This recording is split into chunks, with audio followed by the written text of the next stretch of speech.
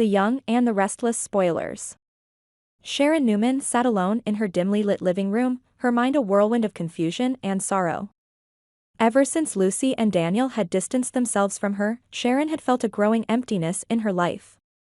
She had tried to help, she had tried to be involved in Lucy's life, but instead, her well-meaning efforts had only driven a wedge between them.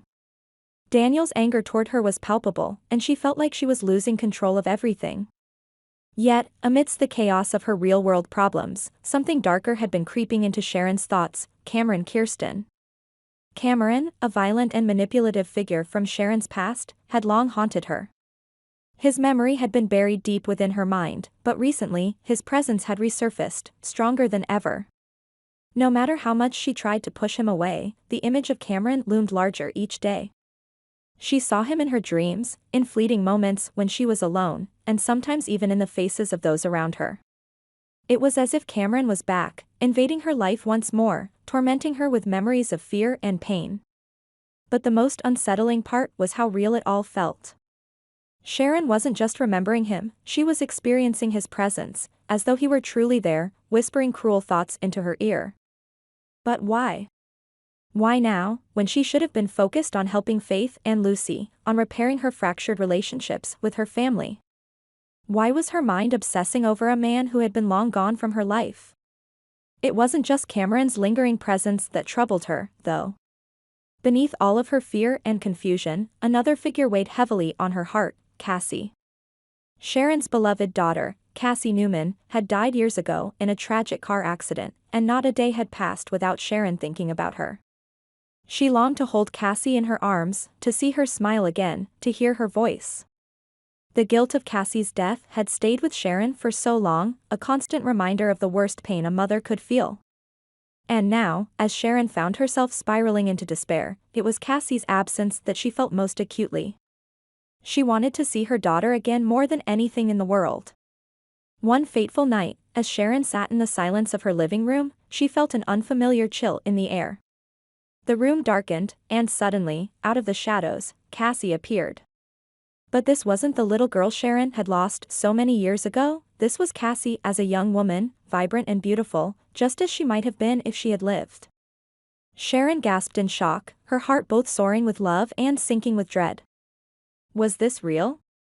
Was her daughter really standing before her, or was this another cruel trick of her mind? Mom. Cassie's voice was soft, almost a whisper, but it was unmistakable. Sharon stood, trembling, tears welling in her eyes as she looked at her daughter. Cassie? Is it really you? Cassie smiled gently, but there was a seriousness in her gaze. Mom, I've been watching you. I've seen everything. She stepped closer, her eyes filled with sadness.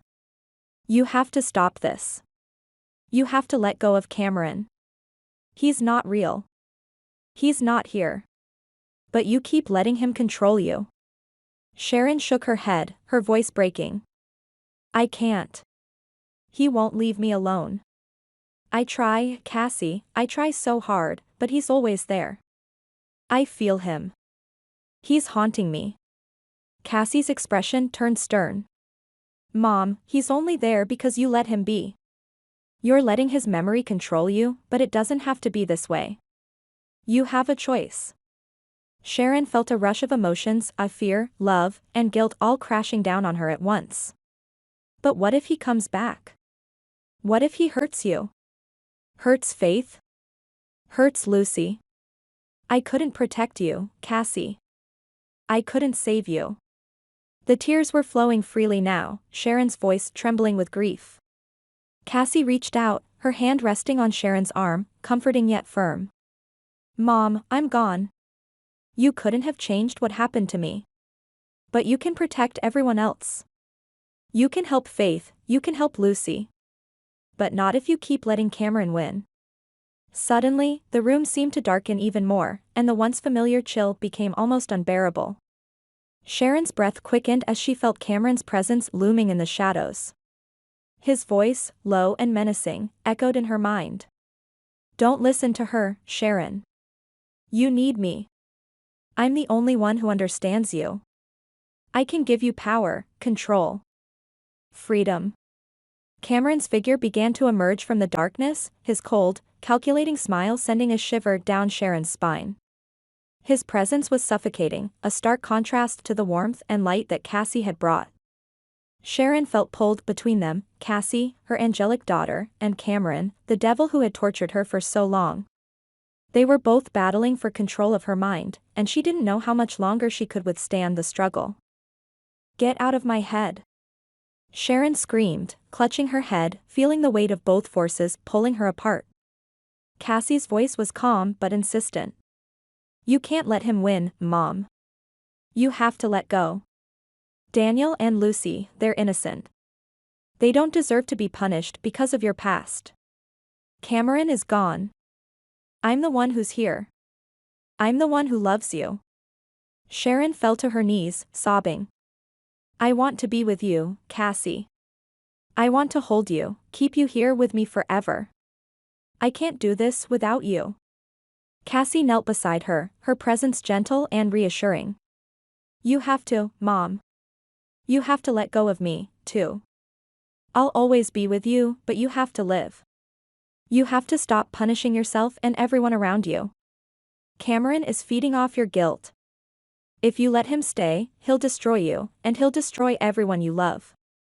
The struggle between Cassie and Cameron intensified in Sharon's mind, a battle between good and evil. Cassie's light was pushing against Cameron's darkness, but Cameron's grip was tight. Sharon felt torn, paralyzed by her inability to choose. Cassie's words echoed in her mind, urging her to let go of the pain, to release the past and find peace.